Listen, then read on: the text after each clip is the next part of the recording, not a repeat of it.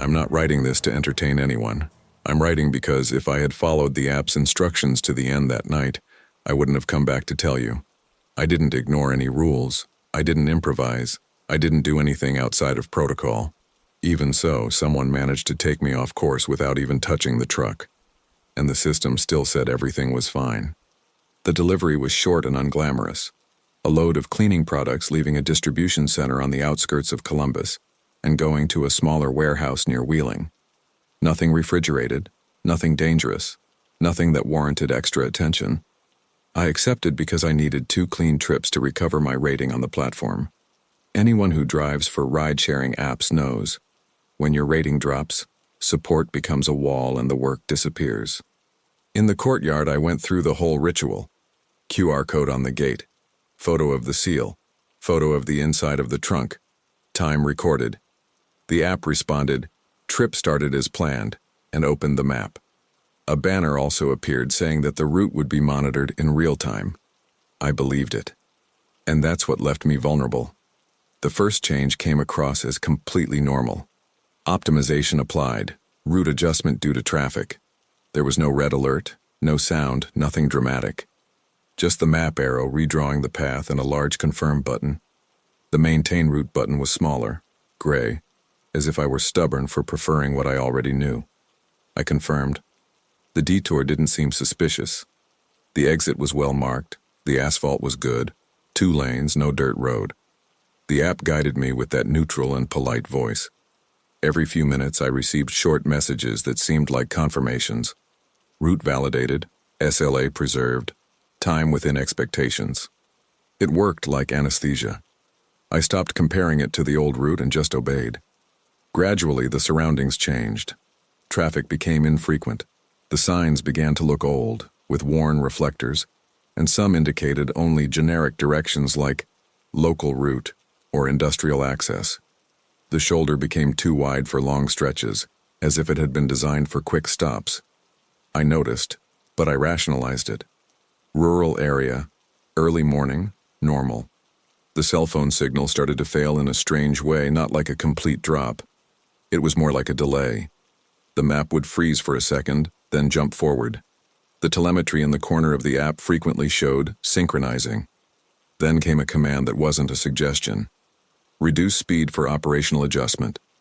No reason, no context. I slowed down. Out of habit.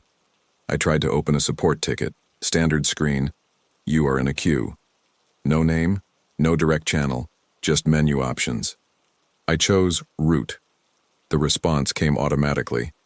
Your route is validated. Continue. It seemed like nobody was really reading.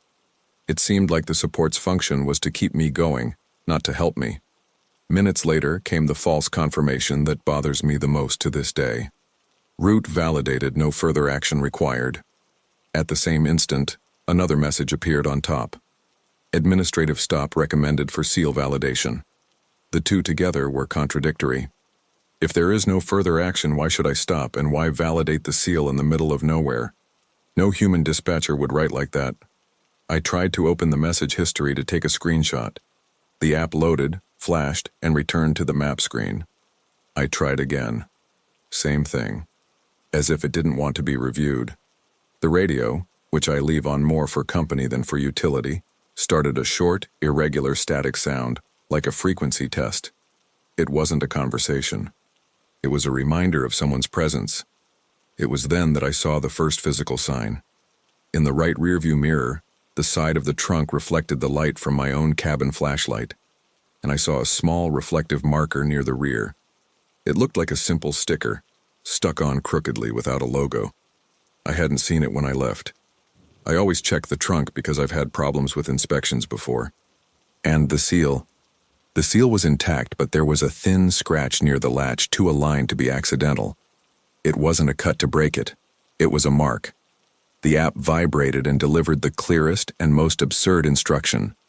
Pull over at the indicated point. Remain in the vehicle.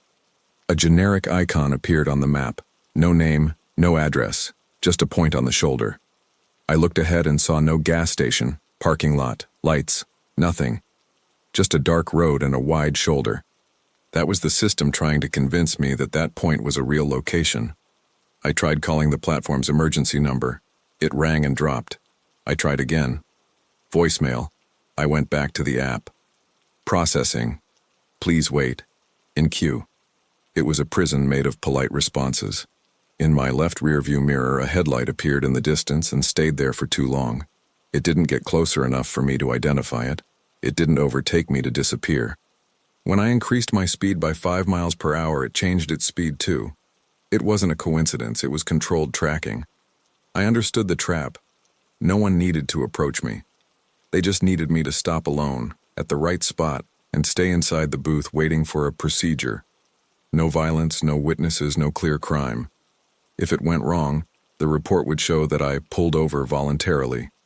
If I complained, the system would have logs showing that the route was validated. I chose to make a mistake on paper. I turned off the app. I cut off my cell phone data. I deactivated the tracker, knowing that this would trigger an automatic penalty. I made the nearest U-turn, even if it wasn't the most efficient, and returned to the main highway where there was enough traffic and light so I wouldn't be the only vehicle at night. The lighthouse behind me tried to follow for a few more minutes, and then disappeared. It didn't pass. It wasn't visible anymore. It vanished as if it had given up when I returned to the real world. When the signal returned, the notifications came in a cascade. Off route, telemetry interrupted, critical violation, unauthorized action. No message asking if I was okay, no human call. Just automated accusations as if I were a malfunctioning machine. I stopped at a large well-lit gas station with cameras, and only then did I get out. The reflective marker was still there. The scratch on the seal was also there. I took photos, recorded video, and got a receipt from the gas station to prove the location and time. I sent everything through the app's ticket system. The response came in less than a minute. Received, awaiting analysis. There was never any analysis. I delivered the shipment with a slight delay. Even so, the next day I received a fine for turning off tracking. Then a warning. 2 weeks later, my account lost priority, and the best freight offers disappeared. The system wrote the official version. I was the driver who broke protocol. There was no field for I was escorted. What destroyed me was realizing that the scheme didn't need to steal anything that night. It just needed to put me in the right place, at the right time, so that I would cooperate. And I almost did cooperate, because I was trained to obey. I thought that, by returning to the main highway, everything would end there. But the system didn't end the story. It tried to rewrite it. Minutes later, with the signal back, the app registered an incident in my name. Unauthorized diversion. Telemetry interrupted. I hadn't even reached the delivery point and I was already being treated as a suspect. Then it suggested a regularization point for me to pull over and reactivate the tracking. The point was a generic icon, the same type of mark that had appeared earlier. No address, no gas station name, just a point on the shoulder of the road. It was the same trap with a different label. I ignored it and went straight to my destination, a small warehouse, one of those that operate with minimal staff in the early morning. At the loading dock, the employee checked the seal with a flashlight and asked, as if he had seen it all along, "Was this mark already there when you left?" He pointed exactly to the thin scratch near the latch. I said I didn't know. He typed something on the tablet and handed me the receipt with an automatic note. External mark on the seal.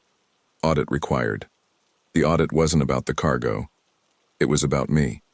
The next day, the platform blocked me for review. I filed a complaint, attached photos of the reflective marker in the seal, explained the signal loss and the contradictory messages. I received automated responses. Files received. Please wait. In queue. When a human finally responded, it was with a phrase that disgusted me. Your route was validated. The interruption was voluntary. It was as if the system had erased the reason and left only the blame. And he really did delete it. In the trip history, the official map appeared corrected. The secondary road no longer existed. The route showed that I stayed on the main highway the whole time, as if the detour had never happened. Without the detour, I became just the driver who turned off tracking for no reason. The platform had a clean record, and I had a story that nobody wanted to hear. Months later, in a closed group of drivers, I saw all too many similar accounts. Different routes, different apps, the same sequence. Optimization, route validated, signal loss, support in a queue, generic order to pull over, request to remain in the vehicle. One guy wrote a phrase I'll never forget. They don't steal the truck. They steal your decision. Today I'm not afraid of people on the side of the road. I'm afraid of nameless messages, of buttons that push you to yes, of automatic confirmations that seem like protection. Because I learned, the hard way, that procedures can also be traps. If you're enjoying these chilling stories, don't forget to like and subscribe to the channel. Turn on notifications so you don't miss any more terrifying tales to come. Now, get ready for another journey down dark and mysterious roads. I didn't see anyone asking for help. I only saw that someone wanted me to stop. I hadn't slept enough. I knew it. But I was still in that dangerous state where you feel functional. I'd been behind the wheel for hours, fueled by stale coffee and a sense of urgency that didn't come from the road but from the driver's seat. The freight was short, but the deadline was tight. Sealed cargo, delivery before dawn, payment that wasn't profit. It was relief. 2 overdue installments, insurance to avoid expiration, diesel to get through the week. I was driving to keep everything afloat, not to earn money. The stretch was one of those interstate highway sections that seemed to exist off the map. No towns nearby, no lights, no cell phone signal. The radio was static, the sky was clear and cold, and I hadn't seen oncoming headlights in far too long. When the road is like that, anything out of place becomes a topic of conversation in your head. The first thing out of place was small. A thermal lunch bag was lying on the shoulder of the road upright, with the handle facing the road as if someone had placed it there to be seen. It wasn't torn. It wasn't dirty. It didn't look like it had been dragged. I drove by and thought, it fell off a car. Except the bag was standing upright. And things that fall don't stay upright like that. I kept going anyway. I didn't slow down. I didn't look too closely. The rule I repeat to myself is simple. Don't stop out of curiosity. Curiosity on the road is a tax you pay once and never forget. But the image of the bag stayed with me. It wouldn't leave my mind as something unimportant. It remained a nuisance. Shortly after, the second piece came. A reflective triangle was mounted on the shoulder of the road, but not at the typical emergency angle. It was slightly turned inward, as if it wanted me to see it without having to encroach on the roadway. There was no broken-down car, no hazard lights, no sign of an accident. A triangle without a car is like an open door without a house. It makes no sense. I eased off the accelerator instinctively. It was only a little, but it was enough for me to feel my body reacting. I never liked that feeling. The feeling that someone on the outside had just gained a microcontroller over you. The third thing came before I could decide to ignore it. A pair of thick work gloves placed side by side as if someone had carefully taken them off and left them there. Not thrown, not crumpled, just placed. I looked, and for the first time my mind made the leap that causes trouble. Someone's nearby. Empathy enters like this. It doesn't enter shouting. It enters as an uncomfortable question. And the uncomfortable question that night was simple. If someone is hurt, are you going to walk right past? I hate this question because it sounds moralistic, but on the road, it's practical. What's right and what's safe aren't always the same thing. And in the middle of the night, on a stretch of road with no lights or witnesses, being the right guy can make you invisible. I followed, but I followed more slowly than before. That's when I heard something. It wasn't a voice. It wasn't crying. It was a short, muffled sound like metal lightly touching metal. A repeated, unhurried tap. The kind of sound that doesn't startle you at first, but makes you look around because it sounds like someone trying to get noticed without exposing themselves. I felt my body stiffen. I thought animal. I thought wind. I thought nothing. But the sound came again, almost at the same rhythm, coming from the right side, on the line where the headlight didn't reach properly. That irritated me, because I knew what was happening. My head was trying to solve a problem that wasn't mine. In the side mirror, I saw movement, not a whole body, not a face, just a shadow shifting position at the edge of the beam of light, like someone retreating to avoid being seen. I can't tell you the size, the shape, what it was. I only know it was human enough to make my stomach sink. And it was at that moment that I made my first real mistake. I reduced it even more. I didn't stop. But I got too close to the point where stopping becomes just one more second. And just one more second is how you lose the advantage. Something lightly touched the side of my truck, near the tank. It wasn't hard.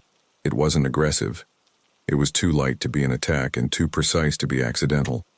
A touch designed to trigger the trucker's most idiotic reflex, checking if something was caught on it. I didn't go down. Not yet.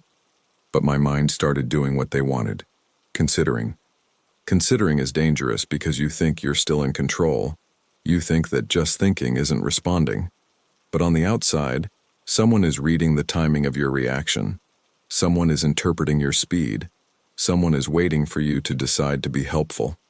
I turned on the auxiliary headlights and the side cabin lights. I made the road a little less dark. If there's one thing that malicious people hate, it's light. Light creates detail. Detail becomes evidence. And evidence ruins a plan. The sound stopped immediately. The silence that followed wasn't relief, it was a warning. Because silence after encouragement means adjustment. It means someone realized I wasn't going at the pace they wanted. That's when I saw the car stopped further ahead. He was partially on the shoulder in a way that I would have had to pass close to him. He didn't have hazard lights. He didn't have a warning triangle. He had nothing but a dim light inside, like a cell phone screen. When my headlight hit him, the interior light went out. The driver's side door opened a few inches and remained like that, as if someone was ready to get out, but wouldn't leave until they saw my reaction. I felt the scene closing in around me. Cooler bag, triangle, gloves, sound, tap on the truck, stopped car. Each piece was a phrase from the same story. You will stop to help. And this is where many people do what seems right. I didn't. I maintained a constant speed and passed the car without looking inside, without shining a direct light, without showing any sign of curiosity.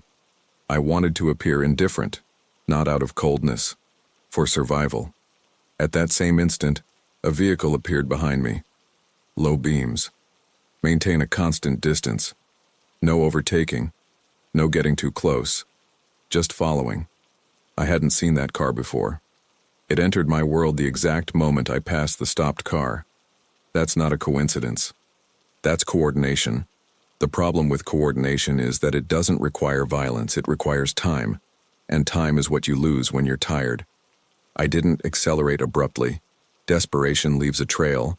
I also didn't slow down any further. Slowing down was responding to the game. I maintained the pace and looked for the only resource that works against this kind of thing. Witnesses.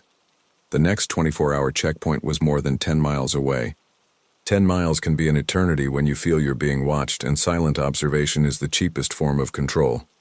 I grabbed the CB radio microphone and made a short call, more to myself than to anyone else. I warned about strange signage on the shoulder and said I would continue straight to the next illuminated point. I didn't mention the car. I didn't mention a threat. I just created the idea that my route could be heard, that I wasn't isolated inside my own head. The car behind continued on. The distance was always the same. He wasn't a distracted driver, he was someone with a goal. And the goal wasn't to overtake me. Another light tap struck the side of the truck, this time a little further forward, as if something small had been thrown. Again, too light for damage, too precise for chance. It was persistence. It was a message. I followed. When the gas station lights finally came on, I felt a physical shift, as if my body understood that the math had changed. Lights, cameras, people, a chance for witnesses. I drove past the entrance and circled around briefly before going in, on purpose, just to see if the car behind me would copy me. It did. He entered and stopped in a darker area of the yard, away from the bombs. I parked under the main spotlight near the store entrance where the cameras usually capture license plates and movement. I stayed in the booth for a few minutes, watching. The car in the corner didn't turn off. It didn't open its door. It just stayed there, as if it were still waiting for me to make some wrong choice. More trucks arrived. Traffic increased. I got off. I went into the store, got coffee, and stood near the cashier. I didn't make a scene. Making a scene draws attention in the wrong way. I just mentioned to the clerk that I'd seen strange objects on the side of the road and a car stopped without a signal. He didn't look surprised. He just nodded, like someone who'd heard variations of the same story before. He told me, with a calmness that disturbed me, that stretch of road had a history of clean approaches. No weapons, no shouting, no violence. Just a truck found later, empty, and the driver never located. He said it as if he were talking about the weather forecast. And perhaps that's what struck me most, the normality with which it all happened. When I went back outside, the car in the corner was no longer there. I didn't see him leave. I didn't hear the engine starting, he just vanished. And that silent disappearance, after so much waiting, was the most mature confirmation that it wasn't paranoia. I stayed there longer than I needed to, just to make sure I wasn't being followed. I left with other trucks in the yard, got back on the interstate and kept up the pace until the sun began to threaten to rise. Only then did I feel my body relax. The next day, I tried to calmly reconstruct the trap because I needed to understand it so I wouldn't repeat it. No object was sentimental. No object was something out of a movie. Everything was functional, common, plausible. Cooler bag, triangle, gloves. Things that suggest a worker, suggest routine, suggest a real person. The sound wasn't crying, it was presence. The touch on the truck wasn't an attack, it was a test. And the parked car wasn't an accident, it was a scene. Morale was the weapon. Empathy was the trigger. Since that night, I've changed two things. First, I stop earlier. I sleep more. I don't chase after jobs that require me to negotiate with my own body, because tiredness is like opening a door from the inside. Secondly, I only help with light, context, and witnesses. I don't go down to take a look. I don't collect objects. I don't stop out of guilt in dead zones. If I see something that looks staged, I follow it and report it later, from a place where I exist for someone. I don't know who was out there that early morning. I didn't see a face, I didn't hear a name, I didn't see a license plate. I only know that someone understood one thing about me before I understood it about them, that I was still the kind of guy who shrinks when he thinks someone needs it. And that was almost enough. I've never been the type of person to forget where I put things. In the truck, it becomes almost a religion. So when I returned to the cab and found everything in its place, I felt an immediate chill. It wasn't relief. It was the opposite. Everything being too perfect means someone took the time to tidy things up and put them back the way I like them. I was in my first winter driving alone for a trucking company in Ohio. I was still on probation, being scored for punctuality and unplanned stops. I had become a hostage of the app. If I didn't log correctly, I'd get a warning. If I logged too much, it seemed like I couldn't handle the route. I tried to do everything right, and that was exactly the problem. That night's drive was from Columbus to Memphis, Tennessee, carrying sealed boxes of small parts to a distribution center. The route was I-71 and then I-65, with the idea of switching to I-40 closer to my destination. I had planned to stop at a large truck stop near Nashville to refuel, eat, and take the mandatory rest. The plan was going perfectly, and I was proud of it. The first mistake was starting the evening without checking something simple, the corporate fuel card. I remembered putting it in my wallet, but in the parking lot I changed my jacket, grabbed documents, signed paperwork, and threw everything in the back seat. I left feeling like everything was under control. I only realized the problem when the diesel gauge dropped faster than I expected, and I did the math in my head and saw that I wouldn't reach the planned fuel level with a safe margin. The second mistake was trying to salvage the plan. Instead of accepting a longer stop earlier, I looked for a short, almost invisible solution in the log. I told myself I just had to fill up the tank and keep going, without stopping for a rest. The third mistake came along with it. I trusted the fuel gauge as if it were accurate. It wasn't. That night, every little bit of trust turned into debt. When I was already in Kentucky, a yellow warning light came on the dashboard, critical level in one of the auxiliary systems, the kind you ignore when you're in a hurry. It went off and came back on. It went off and came back on. I got annoyed, as if the truck was getting in my way. I should have read it for what it was, my attention waning. I pulled out onto a sign that promised a travel center a few meters away. On the map, it looked like a regular gas station with truck parking. It wasn't what I wanted, but it was what I had. I convinced myself it would be quick. 2 minutes? Maybe 3. Diesel, and go. The entrance was off the highway, down a short street lined with trees and a curve that concealed the parking lot all the way to the end. When I turned, the light seemed dimmer. Not because it wasn't there, but because it was poorly distributed. Some streetlights were on, others off, creating islands of light and corridors of shadow. There was a main building lit up and a closed workshop next to it. I saw 2 cars parked in the distance, but no trucks. This bothered me, and I ignored it because I had already decided to stop. I pulled over near the diesel pumps, facing the exit. Engine idling, brake engaged, phone in my pocket. I registered it on the app as refueling. Before getting out, I performed my ritual.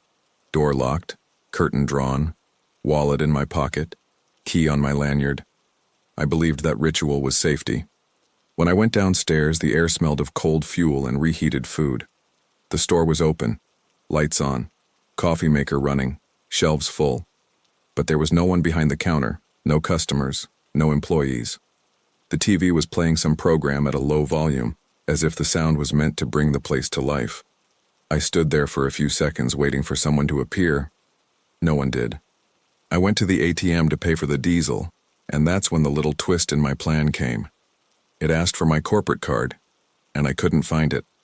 I searched my pockets, my wallet, my jacket. Nothing. Irritation turned to urgency. I thought about going back to the truck to rummage through the cab, but I didn't want to leave the truck exposed any longer. I decided to look in the store first, as if the card might have fallen out when I got in. I know how that sounds now. At the time, it seemed logical. That's when I heard the micro-anomaly, a short metallic sound out there by the side of the parking lot. It wasn't loud, it wasn't repeated. A single tap, like a tool hitting a grate. I looked out the shop window and saw nothing but motionless shadows and my truck parked under a pole. The TV kept talking. The ice machine kept vibrating. And I kept pretending I hadn't heard it. I found the card inside the jacket I had folded in the back seat, not in my wallet. I went back outside with it in my hand, thinking only about finishing refueling and getting out of there. The truck was the same. At least that's what I thought. I went upstairs, unlocked it, went inside, and everything was in its place. Too perfect. The backpack was neatly aligned the way I leave it. The document folder had its flap closed. The curtain was fastened with Velcro. I swear I'd left the curtain loose before going downstairs because I liked to close it afterward. It was fastened, and fastened the right way. I stood there not moving anything, trying to find an explanation. Maybe I had locked it up earlier and forgotten. Maybe I was tired. Maybe I was exaggerating. My head tries to save its own calm, but the smell contradicted me. A human smell, damp like clothes stored away after the rain inside my cabin. It wasn't strong, but it was fresh. I looked at the passenger door latch. It was in the locked position, but there was a thin scratch on the plastic part, as if something had scraped it looking for an angle. A scratch that wasn't there before. The kind of mark you don't see unless you're looking for an excuse not to panic. The auxiliary door light flashed and then went out. I didn't even know my model registered that. It was quick enough to seem like my imagination. But in the same second, I heard a faint noise coming from under the passenger seat, like plastic being pressed and snapping back into place. A single sound. Then silence. I didn't open the back seat. I didn't get out to look around. I engaged the gear and pulled the truck out slowly, as if I were just changing parking spaces. I only accelerated when I got back onto the highway, and even then I kept my hand on the brake, as if that made any difference. I drove to a large gas station, one of those with bright lights, cameras everywhere, and trucks coming in every minute. I stopped near the entrance where a lot of people passed by and kept everything locked. I called the company's headquarters and explained what I had noticed. Then I called the local police. When the patrol arrived, I didn't need to convince anyone with drama. The officer saw the scratch on the lock, checked the passenger door, and asked me to open the external compartment under the cabin. the one where the warning triangle and some tools are kept. I unlocked it. He opened it, and that's when the story went from being just a feeling to becoming a fact. Inside the compartment on top of my triangle was a folded, unmarked brown envelope. It wasn't mine, and it hadn't been there before. The policeman put on gloves and carefully opened it. Inside were 2 strips of rigid plastic cut to the right shape for locking doors, plus a small packet of clips and tape. No weapons, no film. Practical stuff, for someone who comes and goes without drawing attention. The search continued. Underneath the passenger seat, they found the plastic cover slightly out of its fitting. Inside, there was an old cell phone with no apparent SIM card, turned off, wrapped in a sock. It wasn't mine. I never would have imagined looking there because I didn't even use that space. The police officer explained that it could be used as a marker, a way to confirm later if the truck was the same one, if the cabin had been accessed, if someone had tampered with the hiding place. It wasn't about talking to anyone, it was about control. I felt a strange shame, as if the intrusion was my fault. I tried to explain to myself that I had only left for a few minutes. The policeman didn't argue. He just pointed out the obvious. I chose the empty spot and I gave him the time. The rest was the work of someone accustomed to it. They suggested I not go back on the road that night. The truck stayed there under light and surveillance until morning. The next day, another team confirmed that this smaller travel center had already been mentioned in similar incidents. A driver stops for a trivial reason, goes in, comes back out, senses something is wrong, and what appears isn't immediate robbery. It's preparation. It's a test. It's someone positioning a piece of equipment. I lost my weekly bonus. I got an impromptu stoppage notice and a delivery delay because the company preferred to change locks and inspect the cabin before releasing me. That hurt my pride more than my wallet. But the real impact came later. The following week, I requested a copy of the report because I needed to understand exactly what they thought the next step would be. The document described that old cell phone as a verification object. If someone returned to the truck and found the device in the same place, they would know that no one had searched the hiding place. If it disappeared, they would know that someone had noticed. It was a simple way to measure risk without having to touch the cargo. What struck me was the police officer's explanation. This kind of thing works because the driver tries to stay calm. He sees something strange and prefers to believe it's nothing, because nothing delays delivery. The mind makes a deal with fear. The company changed the locks and installed an additional seal on the passenger door. But what really changed was my behavior. I started stopping only in places with real activity, not just lights. I started looking at what's happening, not just what seems to be happening, and I stopped chasing bonuses as if it were a matter of survival. Even so, the worst part came in an observation on the report. The lost card, the intermittent notification, and the ATM demanding the card created a perfect sequence to keep me out of the booth long enough. It wasn't possible to prove that someone had planned it for me, but it was clear that the place was poised to exploit any distraction. I still drive. I still enjoy the road. But now, when I get out of the truck, I come back with the feeling that I owe someone time, and I don't repay that debt. I get in, lock up, and head to a better place even if the app complains. Because I learned the easy way. If you come back and find everything too perfect, it's not luck. It's a sign that someone was patient where you thought you were in a hurry.